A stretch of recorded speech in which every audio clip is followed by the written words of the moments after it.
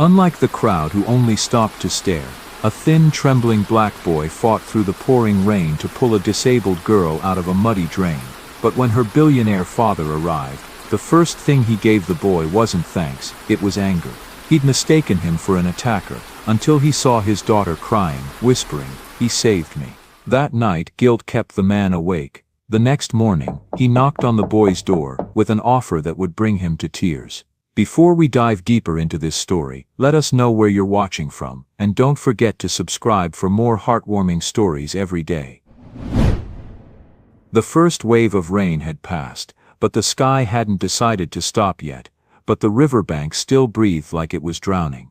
Water dripped from the willow trees in steady rhythms, pattering against puddles that looked like mirrors cracked by wind. The grass glistened, slick and heavy. The air smelled of wet earth, river water, and the sour tang of city runoff.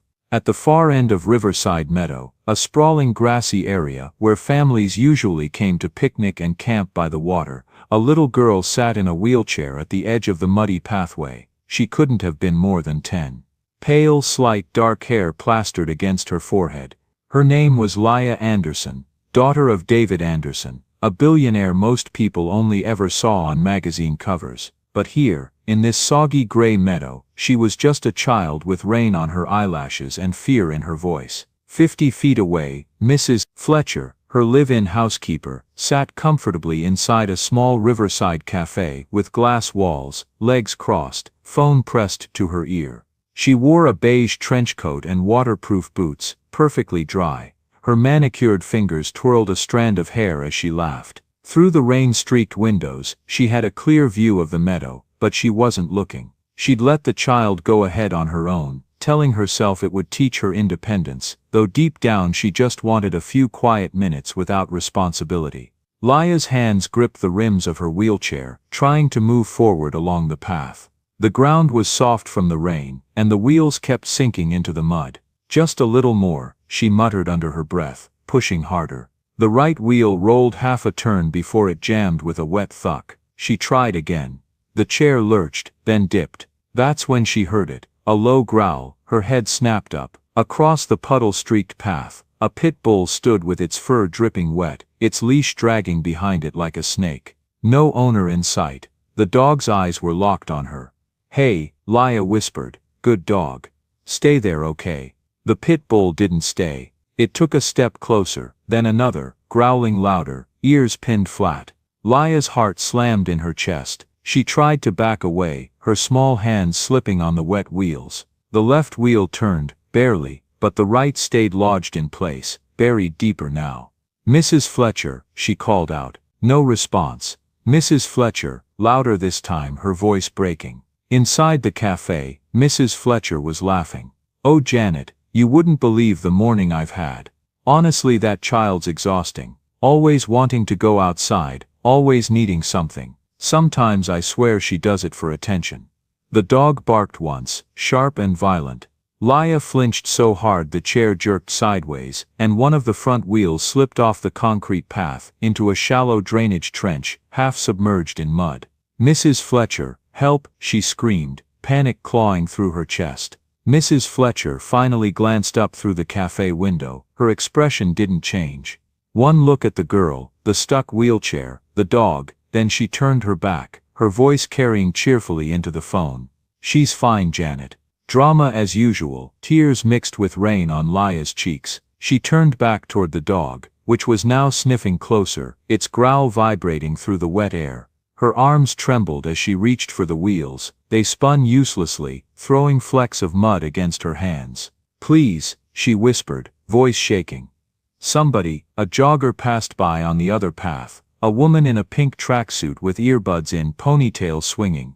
"Excuse me," Leah cried out, waving frantically. "Please, I need help." The woman looked up just long enough to make eye contact, then looked away, turning up her music and speeding her pace. Leah's throat burned, her chest tightened. The pit bull was only a few feet away now, barking again, teeth flashing. Finally, a man in a business suit appeared on the opposite walkway, talking loudly into his phone, a silver briefcase in one hand. Leah's heart surged with hope. "Sir," she yelled, "please, help me, I'm stuck." The man hesitated mid-step, looked her way, then his jaw tightened. He turned his head and kept walking. "Yeah, I'll be there in 5, he said into the phone.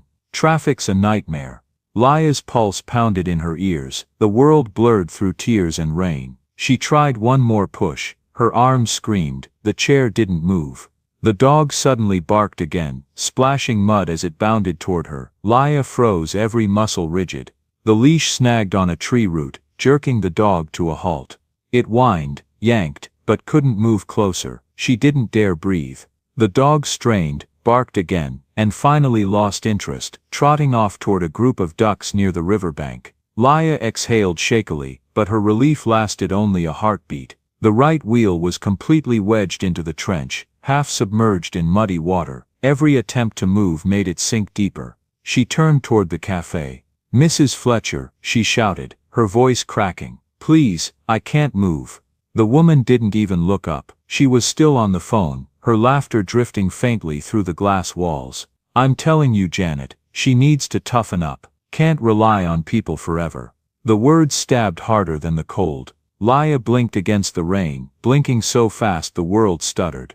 Her arms felt like lead. A couple passed by next, young, smiling, sharing an umbrella. Laya's voice was raw now. "Please, can you help me? Please." The girl looked over, hesitation flickering in her eyes. The boy muttered something, pulling her away. "We're gonna be late," he said. The umbrella tilted, they disappeared into the mist. Laya's breathing grew fast, shallow. Her small hand slipped on the wet wheels, leaving streaks of mud across the metal. The puddle beside her reflected the dull gray sky like a broken mirror. She pressed her lips together to keep from sobbing, but the tears came anyway, silent at first, then shaking her whole body. "Anyone," she whispered. "Please." The rain began again, soft at first, then heavier. Droplets hit her cheeks, her clothes, the broken concrete under her chair. Her hair clung to her face. The chill crept into her bones. She looked around desperately, people walking dogs, pushing strollers, jogging past without seeing her. It was like she was invisible. And maybe she was. Her fingers went numb. Her voice faded. She leaned forward, resting her forehead against her knees. "I just wanted to go outside," she murmured to herself. "Just for a while." Inside the cafe, Mrs. Fletcher's laughter rang out again, bright and cruelly careless against the sound of the rain. A flash of lightning rippled through the gray sky, followed by distant thunder. Laya flinched. She tried to wipe her face, but her hands were too cold, trembling too much to do anything but shake. The puddles around her swelled into shallow streams, small rivers cutting through the mud toward the drains. The water crept closer to the trench, rising inch by inch. She imagined what it would feel like if no one ever came. If the rain just kept falling. If the world just kept walking by. Her breath hitched. She pressed her palms against the armrests and tried one last desperate push. The wheels didn't move. The only sound was the soft, cruel rhythm of raindrops drumming on her useless lap. In the cafe, Mrs. Fletcher glanced at her phone screen, frowning. The call had dropped. She sighed, irritated, and looked out across the meadow, finally noticing the girl again. Laya's head hung forward, shoulders shaking. The chair was almost buried up to the axles now. Mrs. Fletcher rolled her eyes, stood, and pulled her coat tighter. "Good grief," she muttered. "Fine." She started toward the door, slow and reluctant, heels clicking against the cafe floor. But halfway there, her phone rang again. She stopped, looked down at the caller ID, Janet, and smiled. "Oof, priorities," she said under her breath, stepping back to her table. The rain continued to fall. By the time the call reconnected, Laya had stopped calling for help. Her lips were pale. Her hands rested limply in her lap. The rain fell in sheets now, a curtain between her and the rest of the world. The only movement left in the meadow came from the wind, stirring the trees, rippling the puddles, rustling through the tall grass, and then, in the distance, beyond the mist and the downpour, a figure appeared. A teenage boy in a green work uniform, head down, grocery bag swinging from one hand, walking fast along the riverbank path. He was drenched already, but he didn't seem to care. He was muttering to himself, something about overtime, about soup and bread, and how his feet hurt. His name was Malik Johnson. He didn't know it yet, but in the next few minutes, the course of his entire life, and hers, would change forever. The rain fell harder. The sound swallowed everything else, and as he drew closer to the edge of the path, his eyes lifted, just enough to see a small figure in a wheelchair, half submerged in the mud. The grocery bag was heavier than it should have been.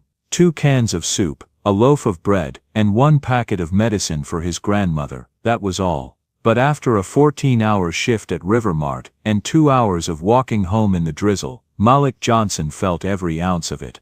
The rain came down harder now, slanting sideways, needling through his green work uniform. His shoes, the only pair he owned without holes, squelched with every step. His breath misted in the cold air. He just wanted to get home. Home, where the walls leaked and the heater coughed, but where Grandma Ruth's voice would greet him, warm and cracked and alive. Malik shoved his hands into his pockets, keeping his head down as he cut through Riverside Meadow, the fastest shortcut across town. The place was nearly empty, just puddles, shadows and the distant echo of thunder rolling over the river. Then he saw something, a shape, small, still.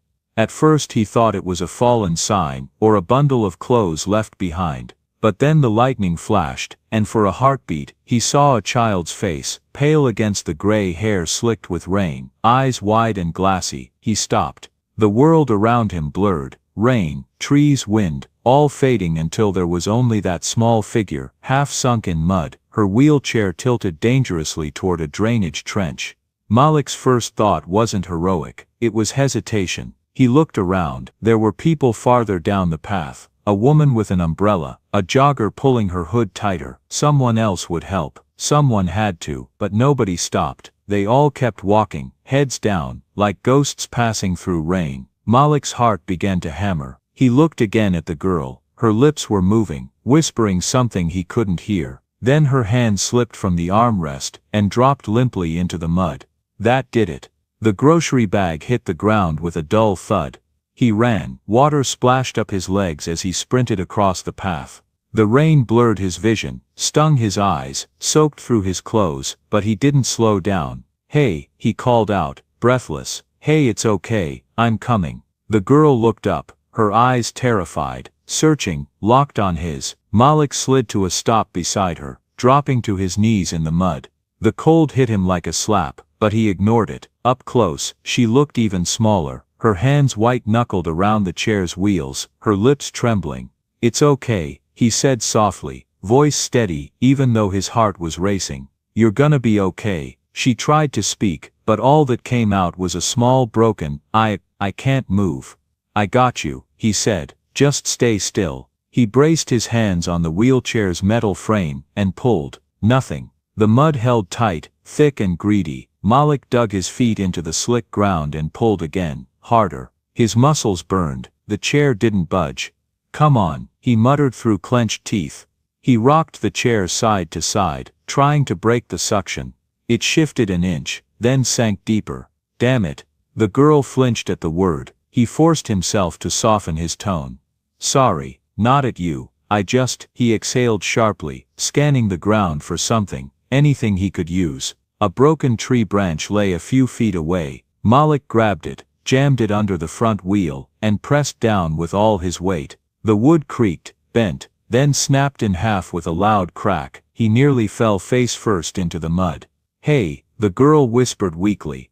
"It's okay, you tried." Malik looked up, rain dripping from his hair, and for the first time really saw her. The tear tracks mixed with mud on her cheeks, the hopelessness in her eyes, the kind no 10-year-old should have to wear. "No," he said quietly, his voice hardening with resolve.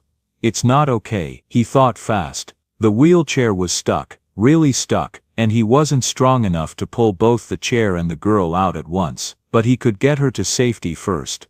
"Listen," he said, crouching lower, "the chair's too stuck. I can't pull it out with you in it, but I can carry you somewhere dry, then come back for the chair. Is that okay?" She hesitated, then nodded weakly. "I'm gonna lift you now, okay? Put your arms around my neck and hold on tight." She did as he said, her small arms wrapping around him. She was so light it startled him, like lifting air and bones. "I've got you," he said through clenched teeth. You're okay. The rain poured harder, washing over them both. His shoes sank with every step, but he kept moving. One foot, then another, slow and steady across the slippery grass. He found a stone bench under a covered picnic shelter, about 30 yards away, and gently set her down on the dry wood. Her fingers were still hooked around his neck. He had to pry them loose one by one. "You're safe now," he said, trying to catch his breath. She looked up at him, her eyes wide with tears. "You came." "Of course I did. No one else did." "I know." Rain dripped from his hair, down his face, into his collar. He crouched in front of her, so their eyes were level. "You okay here for a minute? I'm gonna go get your chair." She nodded quickly. "Be careful." He smiled faintly. "Always am." Malik sprinted back through the rain, his legs burning from exhaustion. The wheelchair was still half buried, its wheels sticking up from the mud, like broken wings. This time, without the added weight, he had more leverage. He gripped the frame with both hands, planted his feet wide, and pulled with everything he had. The mud resisted, then gave way with a wet sucking sound. The chair popped free. Malik stumbled backward, gasping, then steadied himself, and began pushing the muddy wheelchair back toward the shelter. When he returned, the girl was still watching him. Small, soaked, but alive, her expression a mix of disbelief and gratitude. "Got it," he said, wiping rain and sweat from his eyes. She gave a tiny trembling smile. "You're amazing." He shook his head, breathless, just stubborn. She nodded. "Thank you," he smiled. "You're welcome." Then her eyes flicked over his shoulder, widening. "What?" he asked, turning. A sharp bark cut through the air. The pit bull had returned, leash still dragging, fur slick with water. Its eyes fixed on Malik now. He instinctively stepped in front of the girl, shielding her. "Stay behind me." The dog growled, muscles tensing. Malik raised his hand slowly, trying to appear bigger without threatening. "Easy," he said, voice calm but low. "We're not your problem, buddy. Go home." The dog barked again, then froze, ears twitching, as a voice whistled from somewhere down the path. "Rex, come here." The pit bull turned, hesitated, then trotted off toward the sound. Malik exhaled in relief, his shoulders dropping. "Good dog," he muttered. Eventually, the girl let out a shaky laugh that melted into a sob. He turned back quickly. Hey, he said softly. "It's over, you're fine." She wiped her face with the back of her hand, smearing mud. I thought it was gonna bite me." "It didn't," he said gently. "You're safe now." They sat there for a moment, both breathing hard, the rain falling like silver threads around the shelter. Finally she whispered, "What's your name?" "Malik," he said. "Malik Johnson." "I'm Leia." He smiled faintly. "Nice to meet you, Leia." Even if it's the weirdest place ever for introductions. That made her giggle. A small sound, but one that felt like sunlight cutting through clouds. Then Malik glanced back toward the cafe, where Mrs. Fletcher was finally standing by the window, phone in hand, watching them with wide eyes, not rushing, not panicked, just watching. "Is that your mom?" Malik asked. Leia shook her head quickly. "No, my nanny." Her voice dropped to a whisper. "She didn't help." Malik frowned. "She saw you. She looked right at me," Leia said, trembling again. And she turned away. Anger sparked in Malik's chest, hot, electric. He didn't say anything, but his jaw tightened. "It's okay," she said after a moment, like she was used to making excuses for other people's cruelty. "I'm used to it." "No one should be used to that," Malik said quietly. The rain began to slow, the storm easing into a soft drizzle. The meadow was empty now, except for them. Two figures under a shelter, one boy drenched to the bone, one girl shivering in a wheelchair, both changed by something neither of them had planned for. Malik stood and stretched, his back cracking. "Let's get you home." "Yeah?" Leia nodded weakly. "Mrs. Fletcher will call my dad." "Good," Malik said. He should know what happened. He didn't realize yet what those words meant, how fast they'd come true, or how much everything would change the moment David Anderson arrived. For now all he knew was the quiet sound of rain on leaves, the faint hum of traffic far away, and the look on a little girl's face, the look of someone who'd finally been seen. The world was still gray when the black sedan turned off the main road and pulled up to the entrance of Riverside Meadow and ran the rest of the way. Its headlights cut through the mist, throwing long white beams across the wet grass. The engine purred low and steady, expensive, restrained power. Inside sat David Anderson, his face hard and pale, beneath the glow of the dashboard. The rain had calmed, but thunder still grumbled somewhere beyond the river. His phone buzzed again on the console. He pressed the speaker button. "Mr. Anderson, it's Mrs. Fletcher," the voice came, trembling slightly but calculated. "There's been an incident." David's grip on the steering wheel tightened. "What incident?" "It's your daughter, sir. She's near the riverbank. I think some boy was trying to, well, I wasn't sure what was happening, but it didn't look right. Some boy." His voice dropped an octave. "You left her alone." "I didn't, sir. I was right nearby." He ended the call before she could finish. The tires screeched against the wet road as he accelerated toward the meadow, heart pounding against his ribs. All he could see in his mind was Leia, fragile, delicate, his only child, and some stranger's hands on her. The thought ignited something primal, sharp, and blinding. When he spotted the scene ahead, a teenage boy, crouched beside his daughter under a picnic shelter, her wheelchair muddy and tilted nearby, her hair plastered against her cheeks, the world narrowed to a single point. David slammed the car door open, before the engine had even stopped. "Hey!" His voice thundered across the meadow. "Get away from her!" Malik turned, startled. "Sir, wait." I said step back. The sound of boots slapping wet grass filled the air as David closed the distance. He grabbed Malik by the collar and shoved him backward, hard enough that the boy stumbled, and nearly fell. "What the hell do you think you're doing, Dad?" Leia cried out. "Stop." David didn't hear her, or maybe he did, and couldn't process it. His hand was still clenched in Malik's shirt, his jaw tight, eyes blazing. Malik's voice came out between gasps. "She was stuck in the mud. I was helping her." "Helping?" David's voice was like thunder. "You think I'm stupid? Look at her. She's terrified." "Because you're yelling at him," Leia shouted. That stopped him, just for a second. Rainwater dripped from Malik's chin, from the boy's trembling hands that were still raised in surrender. He wasn't fighting back. He wasn't even angry, just hurt. David looked down at him, his breath heavy, the adrenaline beginning to crack. Then he saw it, the mud-stained uniform, the torn sleeve, the grocery bag, half buried nearby. The boy's shoes were soaked through, his palms raw. "Dad," Leia's voice broke. She was crying now, the kind of cry that carried shame and exhaustion. "He saved me." The words landed like a gunshot in the quiet that followed. David froze. The wind pushed through the trees, shaking loose droplets that pattered against the ground. "What?" he said, voice low. Leia wiped her nose with the back of her sleeve, sobbing. "The wheel got stuck, and no one came.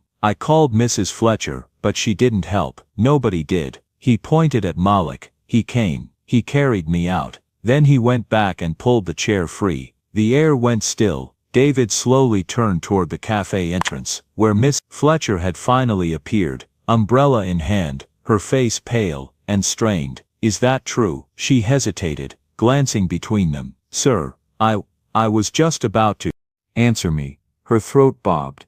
"Yes, sir." David looked back at Malik. The boy's chest rose and fell quickly, the rain dripping from his hair, his expression unreadable, caught between fear and defiance. For the first time David saw him clearly. Not a threat. A kid. Just a kid. He let go of Malik's collar. The boy stepped back, rubbing his neck. The sound of rain filled the silence between them. Softer now, almost forgiving. David swallowed, the weight of what he'd just done settling like a stone in his stomach. "Son," he said quietly. Malik shook his head. "Don't." The single word cut sharper than a shout. He turned toward Leia, crouching back down so they were eye level again. "You okay?" She nodded, still sniffling. "Yeah. Good," he said softly. "You're safe now." He stood up, ready to leave, but David stopped him.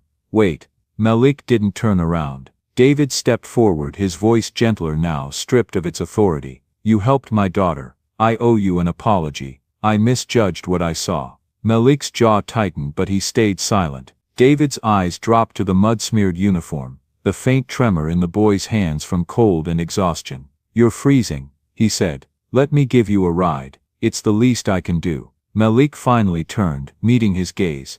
"It's fine. I can walk." "It's not fine." David said, still trying to regain composure. You saved her life. Malik's expression softened slightly, then shifted. Tired, wary. That's what people should do. The words hung there, heavier than the rain. For a moment David didn't know what to say. Then Laya spoke again, voice small but steady. Dad, can we take him home, please? David blinked at her.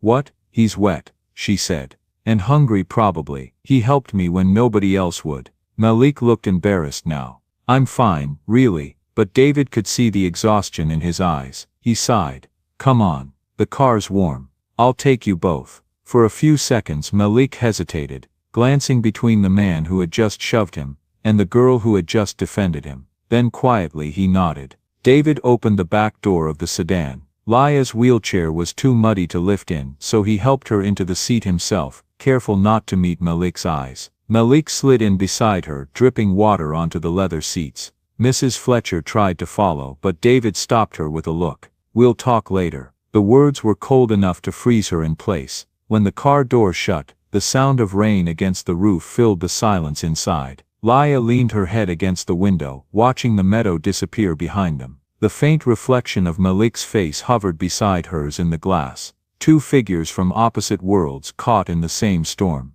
David's eyes flicked toward the rearview mirror more than once during the drive. Every time he saw the boy sitting quietly, hands clasped, gaze out the window. He wanted to say something, to thank him properly, to apologize again, but the words jammed somewhere between pride and guilt. Finally his voice came low. Where do you live, son? Malik hesitated. East Side. That's a long way from here.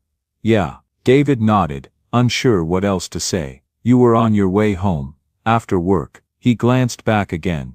You work. Grocery store. Rivermart. David's brows furrowed slightly. How old are you? 15. Laya smiled faintly. You work harder than most grown-ups. That pulled the smallest grin from Malik. You'd be surprised. They all went quiet again. The only sound was the hum of tires on wet asphalt and the soft rhythm of the windshield wipers. When they reached the edge of East Side, the contrast hit hard. Narrow streets, flickering streetlights, peeling paint on brick buildings. David slowed the car. Here's fine, Malik said quickly, pointing toward a narrow alley between two buildings. David frowned. You live here, down the block. He pulled over, putting the car in park. Malik opened the door, then hesitated. Thanks for the ride. David nodded stiffly. And thank you for my daughter. For a moment Malik just stood there, the rain misting against his face. Then he gave a small nod, shut the door, and disappeared down the dim street. Laya watched until his shadow was gone. Her voice was soft. Dad, you were wrong about him. David stared out the windshield, his reflection faint in the glass. I know. Silence filled the car again. This time, it wasn't the heavy kind. It was the kind that made room for realization. As they pulled away, the rain finally stopped, a thin golden light breaking through the clouds. David didn't know it yet, but that night, the boy, the mud, the misunderstanding would linger. It would replay in his mind like a lesson he couldn't shake. Because for the first time in years he'd seen something he thought he'd lost, a glimpse of kindness that expected nothing in return. And for the first time in a long time, he felt small enough to want to understand it. The rain had stopped hours ago, but the city was still breathing it in. Steam rising from the pavement, puddles shimmering under streetlights, the air heavy with the smell of wet asphalt and electricity fading from a storm that had already done its damage. Two homes, two windows still awake, miles apart, both carried the same silence, the kind that only follows something you can't quite name. Malik pushed open the door of apartment 2B, the hinges complaining like they always did. The hallway light flickered once and went out, but he didn't bother fixing it. The air inside was warm, faintly scented with menthol rub and instant noodles. Grandma, her voice came from the small bedroom, soft, thin but alive. In here, baby. He dropped the grocery bag on the counter, still damp from the rain, and walked in. The oxygen machine hummed beside her bed, steady and loyal. Ruth Johnson was sitting up, blanket wrapped around her shoulders, her silver hair glowing faintly in the lamplight. You look like you fought a hurricane, she said, smiling without teeth. Malik laughed weakly. Kind of did. He told her everything. The girl, the wheelchair, the mud, the misunderstanding, the father's anger. He left nothing out, Not even the part where he'd wanted to yell back but didn't. Ruth listened without interrupting. Her eyes didn't widen, didn't frown. She'd seen enough of the world to know it always moved like that. Cruel first, gentle later. When he finished, she sighed. So you helped a child, and somebody with power thought you were the danger. That sound about right. Malik nodded. And you'd still do it again, wouldn't you? He looked at the floor, at the mud drying on his sneakers. Yeah. Good. She smiled softly. Because the moment you stop helping, that's when they win. He swallowed hard. I'm just tired, Grandma. Tired of people looking at me like I'm supposed to apologize for breathing. Ruth reached out, her hand trembling as it rested over his. Don't ever apologize for being good. They sat in silence, the only sound the machine's quiet hiss. Outside, somewhere, a siren wailed and faded. Malik stood, rummaging through the bag. You hungry? Ruth chuckled. You ask that like there's ever been a day I said no. He grinned, pulling out the can of soup and heating it on their single-burner stove. The orange glow from the coil lit his face as he stirred. Steam rose, thick and comforting. You remind me of your mama, she said softly. He glanced back. Yeah, same stubborn heart, same way of thinking everybody's worth saving. He smiled, but his eyes were far away. Maybe I just don't like seeing people left behind. Then don't change, she whispered. When the soup was ready, they ate together from chipped bowls. It wasn't much, it never was, but Ruth swore it tasted better than anything at those fancy restaurants she saw on TV. Malik didn't argue. He knew what she meant. Later, when she fell asleep, he sat by the window, watching the city lights blink in the puddles below. Somewhere out there, he thought, that girl was probably warm, dry, safe. He hoped so. He didn't know that, at that exact moment, her father couldn't sleep either. Across town, in a mansion built on quiet money and colder memories, David Anderson stood in his office, staring at the dark glass of his window. His reflection stared back, tired, hollow-eyed, still wearing the guilt of earlier. He'd poured himself a drink hours ago, but hadn't touched it. The amber liquid just sat there, catching the faint light from his desk lamp. On the corner of his desk was a framed photograph. His wife Elena, smiling in sunlight,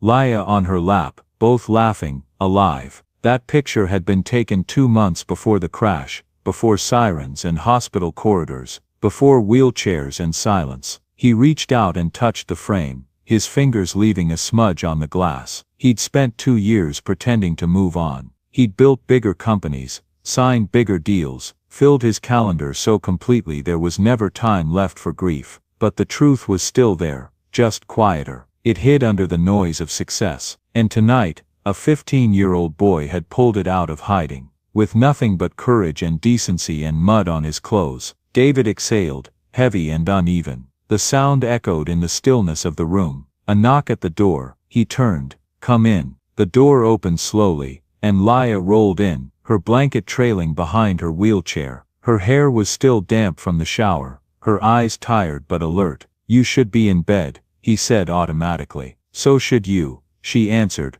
with a faint smile that reminded him so much of Elena. It hurt. She wheeled closer, stopping beside the desk. Are you mad? Mad. At that boy. He hesitated. No, he said finally. Not anymore. You thought he was bad. I did. But he wasn't. No, he said quietly. He wasn't. She looked down, her fingers tracing patterns on the armrest. He didn't even hesitate, Dad. He saw me, and he came running. Everyone else just walked away. David stared at her, the weight of her words pressing into his chest. He'd been one of those people once, walking past pain because it was easier. I was wrong, he admitted. Laya nodded. You should tell him that. I already did. Not with words, she said. He frowned slightly. What do you mean? With something that shows you mean it. He opened his mouth to answer but couldn't find the words. Instead, he reached across the desk, taking her small hand in his. You sound just like your mother. Laya's lips curved into the kind of smile that didn't need light to shine. Good. They sat there like that for a while. Father and daughter, two people learning again how to talk without armor. Outside, the last of the rain clouds drifted away,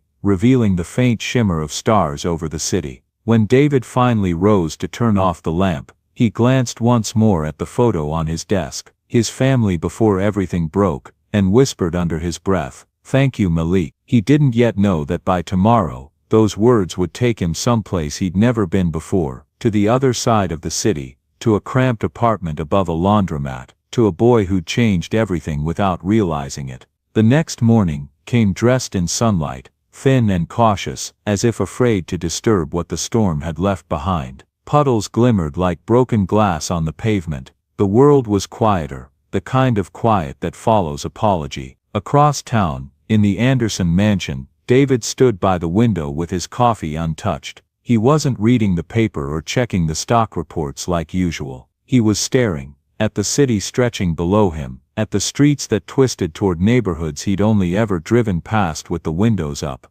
Behind him, Laya's voice broke the silence. "Did you find out where he lives?" He turned. She was dressed and ready, her hair brushed into a neat braid, her hands resting on the wheels of her chair. "I did," he said. "East Side, apartment building on Merton Avenue." Laya's face lit up. "Can we go?" He hesitated, glancing at his watch, the reflex of a man whose time had always belonged to someone else. For once, he ignored it. "Yes, we can go." The drive across town felt longer than it should have. The clean streets and manicured trees of West Austin gave way to cracked sidewalks, flickering neon, and walls painted with graffiti. Not vandalism, but stories of the people who lived there. Laya looked out the window, wide-eyed. "It's different here," she murmured. "It is," David said quietly, "but maybe not as different as we think." When they pulled up to Riverstone Apartments, the building looked tired but alive. Kids were chasing a half-deflated soccer ball near the fence. A woman in a floral robe smoked on her balcony, waving at someone below. Life,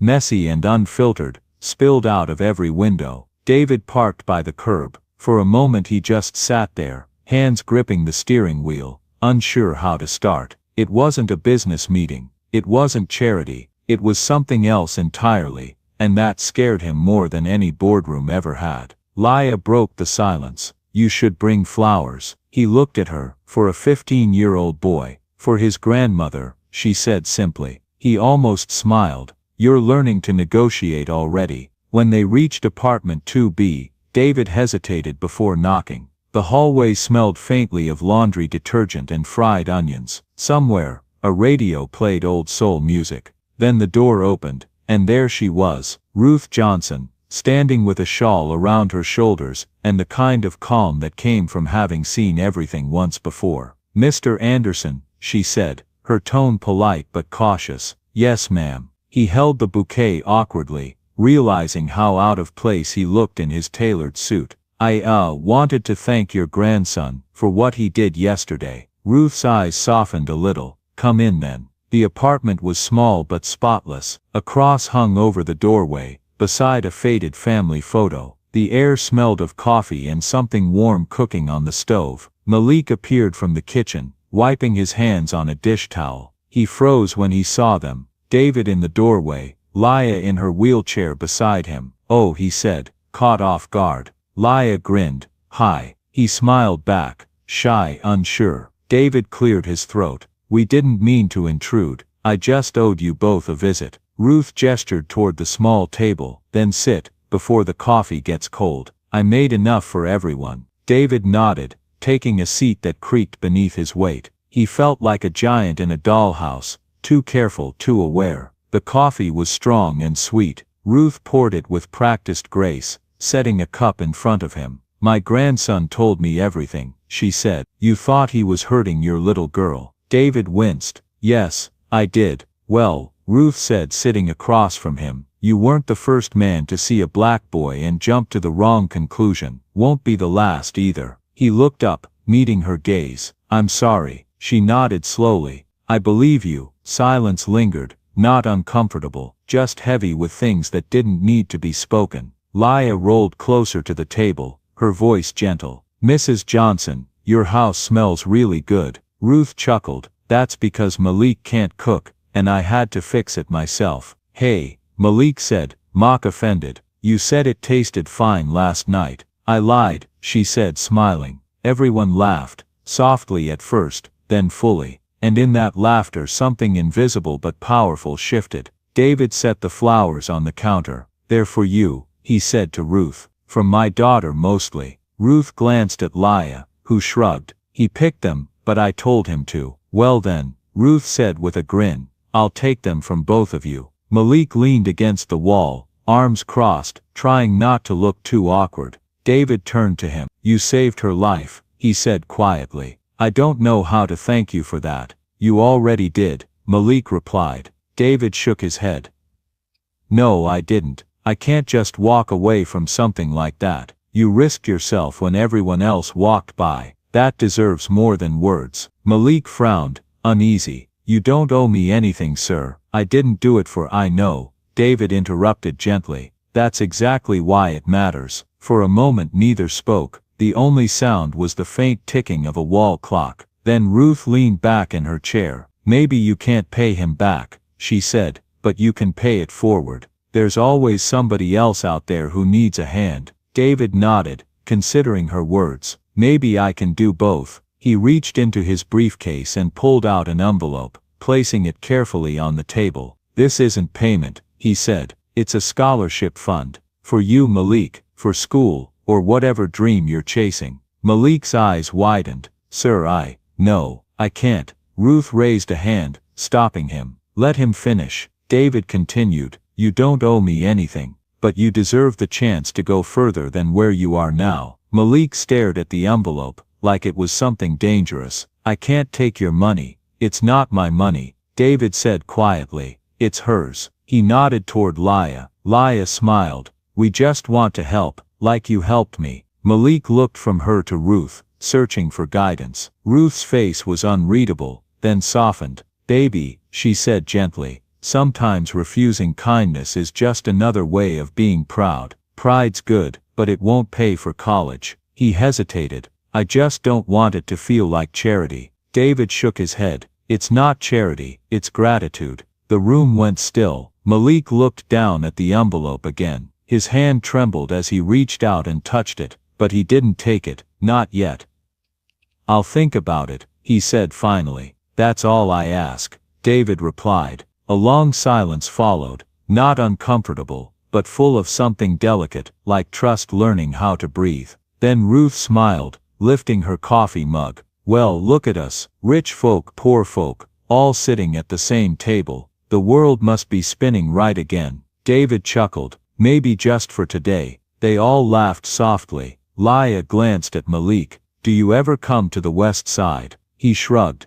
"Only when the bus isn't too expensive. You should visit," she said. "Dad makes terrible pancakes, but the kitchen's big." Malik smiled. "Maybe one day." David looked at him, something thoughtful flickering in his eyes, an idea forming, small but alive. Outside sunlight slipped through the blinds, cutting the room into stripes of gold and shadow. For a fleeting moment, it felt like the distance between their worlds wasn't measured in money or miles anymore, but in understanding. When they finally stood to leave, Ruth walked them to the door. "You come by again, Mr. Anderson, and bring that girl too. She's got light in her." David smiled. "I think she gets it from her mother." Ruth's eyes softened. "Then you did something right." In the hallway, Malik called after them. "Hey." They turned. He held the envelope loosely in his hand. "If I take this," he said, "I want to earn it. Let me work for it. Whatever you need, part-time, weekends, I don't want it to be a gift."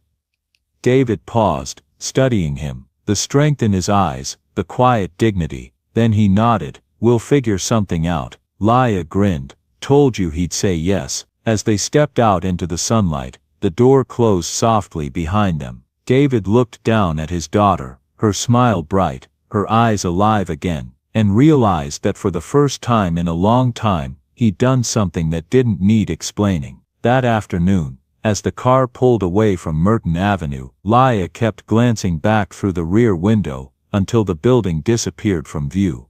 "You think we'll see him again?" she asked. David smiled faintly. "I think we're not done yet." The sunlight glinted off the windshield, warm and golden as they turned toward home, two lives forever changed and one new connection quietly beginning to take root. The months that followed moved quietly, not like chapters turning but like a song finding its melody again. By late spring the city had shed its gray, the streets smelled like wet concrete and new beginnings. School was out, the air tasted like summer, and for the first time in years Leah Anderson was smiling just because she could. Every Thursday afternoon, David's black Mercedes stopped in front of Riverstone Apartments. He no longer sent drivers, he went himself. Each week it was the same ritual, Leah in the passenger seat, eyes bright, Malik waiting on the curb, wiping his hands on his Rivermart uniform before climbing in. They'd drive downtown, sometimes to the hospital for Ruth's appointments, sometimes to the meadow, sometimes just to see parts of the city that had once belonged only to one of them.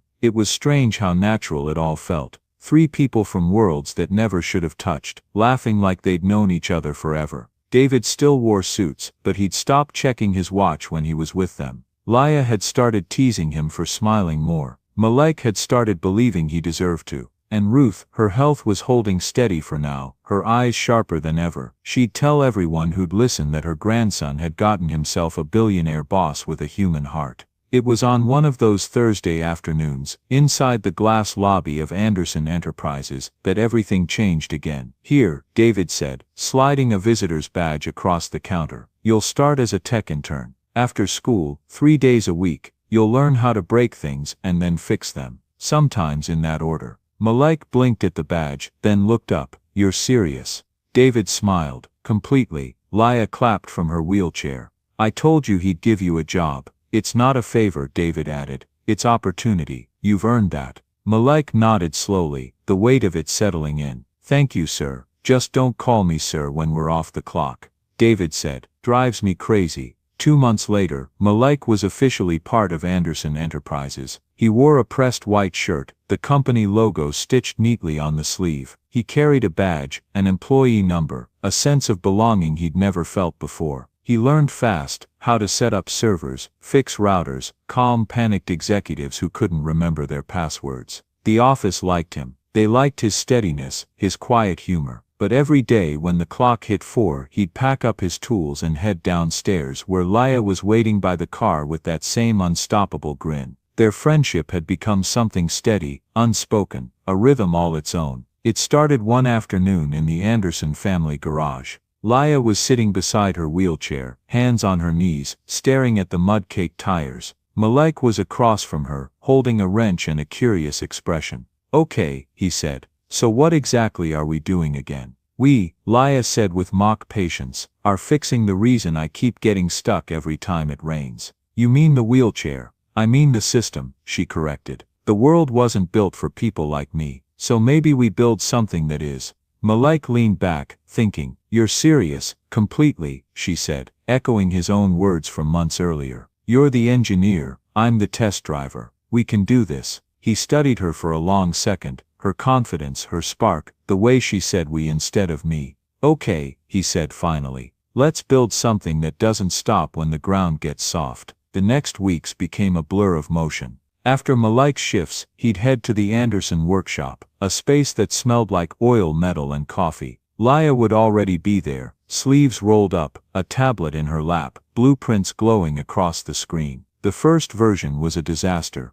The wheels jammed, the frame cracked, and they both ended up covered in grease. Leah laughed so hard she nearly tipped backward. Malik swore it was character building. The second version worked, barely. The third version worked better. By the 7th version, something remarkable had taken shape. A wheelchair unlike any other. Lightweight titanium frame, modular suspension, adaptive tires that could shift between smooth and treaded with a single lever. Leah named it Wheel Beyond, because as she said, it's not about what it rolls on, it's about what it rolls past. When they presented it at the State Innovation Fair, the judges stared, first in silence, then in awe. The prototype glided easily across sand, gravel, mud. Leah drove it herself, wind in her hair, laughing the kind of laugh that made people watching forget to clap. They didn't win first place, they won third, but it didn't matter. By the end of the day, a medical equipment company executive had already asked for a meeting. "Maybe," Malik said quietly as they packed up, "we actually did something." "Not maybe," Leah said, nudging his arm. "Definitely."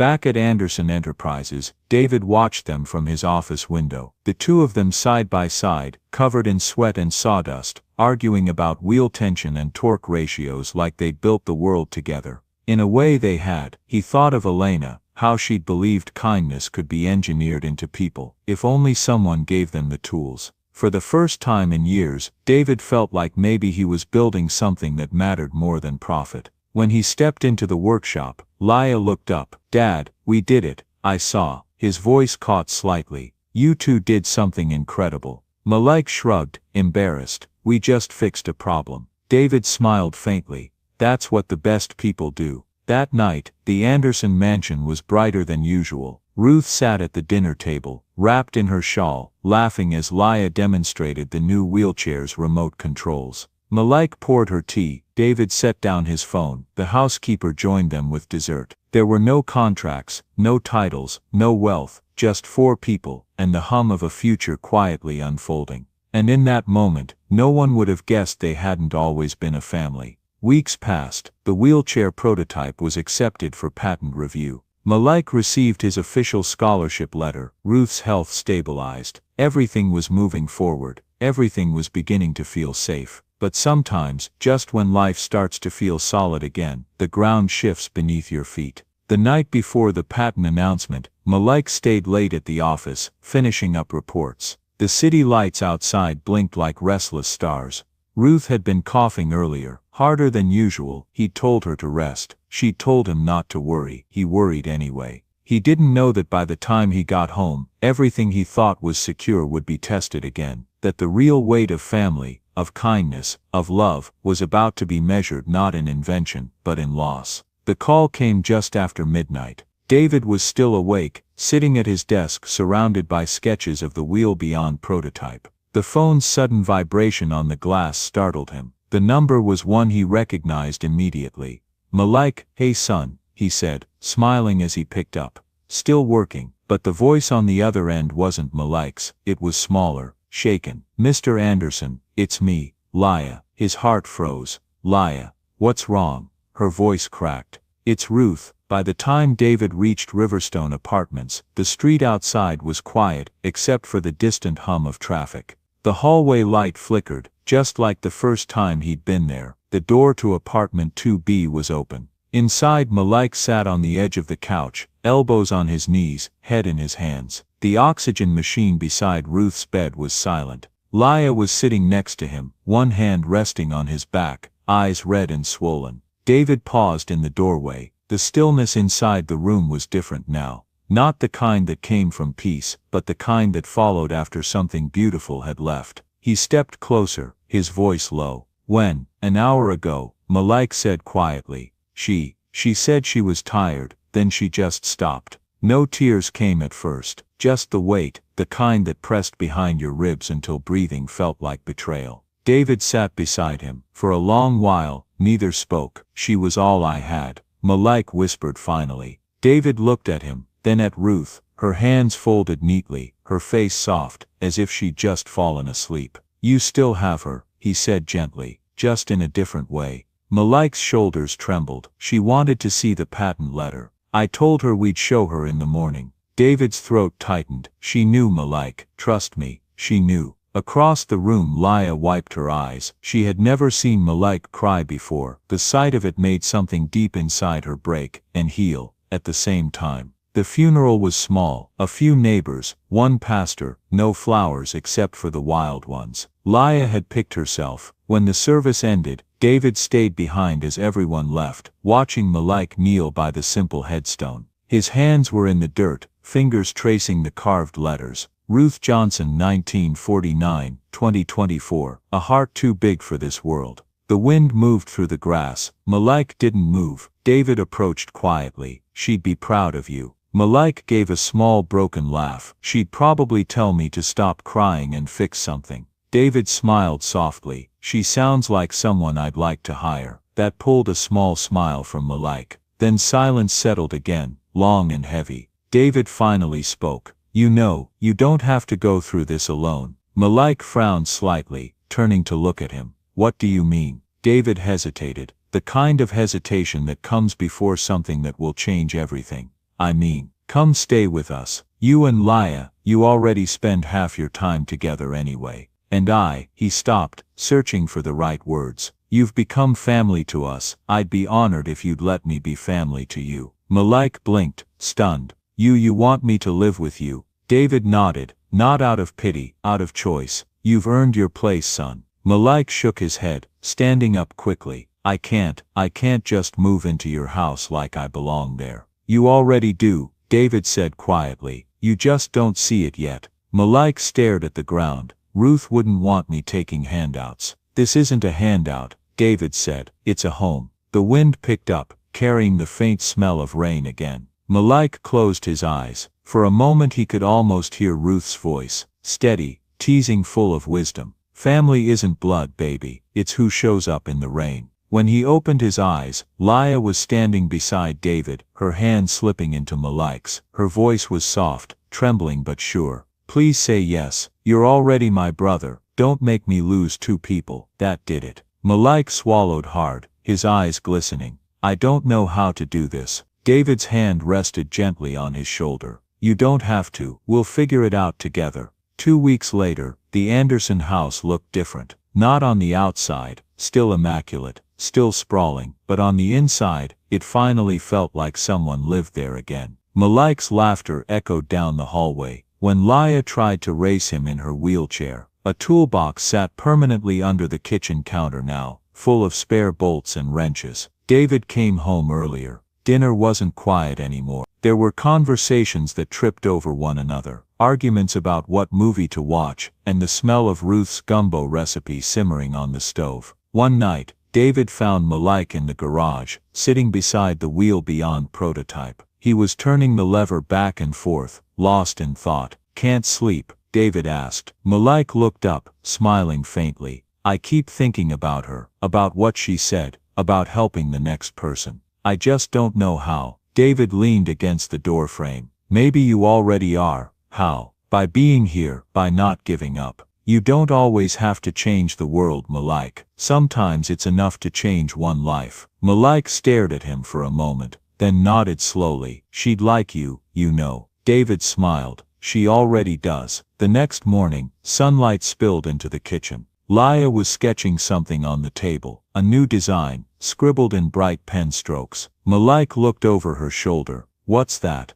An idea, she said. For the next version, something faster, lighter, maybe even electric. He grinned. You're serious? Completely, she said. That word again, the one they both now owned. David walked in, coffee in hand, watching them with quiet pride. If you two keep this up, I'll need to build another garage. Leah smiled. You better, because we're not done yet. Malik nodded in agreement. Ruth always said, you stop building, you start dying. David raised his cup. Then let's keep building. Outside, the clouds were clearing, the air full of spring again. But somewhere on the horizon, the faintest rumble of thunder rolled, a reminder that peace, like progress, never stays still for long. In the distance, unseen, a new challenge was already forming, one that would test everything they'd built together, their invention, their family, and their faith in what kindness could survive. For now, though, the house was full of laughter, and for the first time in years, it sounded like home. The sky broke open that morning in a quiet kind of gold, the kind that doesn't shout, but promises something new. It had been exactly 2 years since the rain, since the mud, since the moment two lives collided at the edge of a meadow. But the world had changed in ways no one could have predicted. David Anderson had done something unthinkable in the world of billionaires and CEOs. He'd stepped down, not retired, not taken a sabbatical, resigned. The board had been furious, the shareholders confused. But David had been clear. His daughter needed him more than the company did. And for the first time in his life, he was choosing her first. He'd handed the reins to his most trusted executive, stayed on as a consultant, and walked away from the corner office that had consumed 20 years of his life. Now he spent his mornings making pancakes, still terrible, according to Leah, his afternoons in the garage, with Malik and Leah, and his evenings reading books he'd bought years ago, but never opened. It felt strange at first, like wearing shoes on the wrong feet. But slowly, it started to feel like freedom.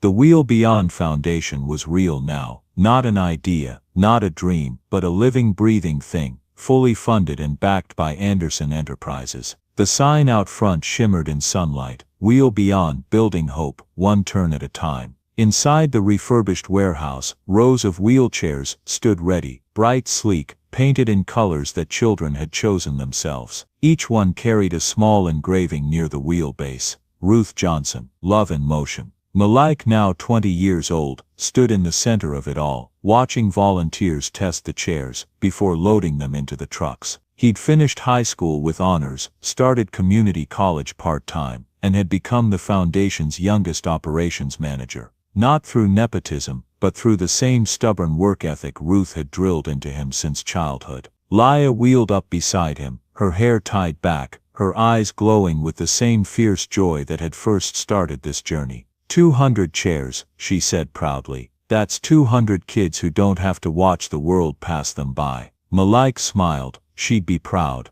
I know she is. He nodded, eyes glistening. I still hear her sometimes. When I start doubting, what does she say? He grinned. Keep pushing. Laya laughed, the same bright, unstoppable sound that had once cut through the rain like sunlight. Across the room, David was talking with a group of reporters. The gray in his hair had deepened, but so had the warmth in his smile. He wasn't the same man who once measured time in profit margins. When someone asked what inspired him to step away from his company to fund the foundation, he didn't talk about business or innovation. He said simply, a boy who didn't walk away, and a girl who refused to stop believing. They reminded me what matters, so I decided to stop managing profit and start managing time, the time I have left with the people I love. That afternoon, they held the first official Wheel Beyond community event at Riverside Meadow, the same place where it had all begun. The city had rebuilt the pathways, planted new trees, and added ramps along the trails. The air smelled like wet grass and barbecue. Kids were laughing, testing their new chairs, racing down the hill while parents cheered from the benches. Malik stood beneath the same willow tree where he'd first found Laya, the mud now replaced by flowers. He could still see it all when he closed his eyes. The rain, the fear, the dog, her hand reaching out. He turned when he heard her voice behind him. Full circle, Laya said softly. Yeah, he whispered. Full circle.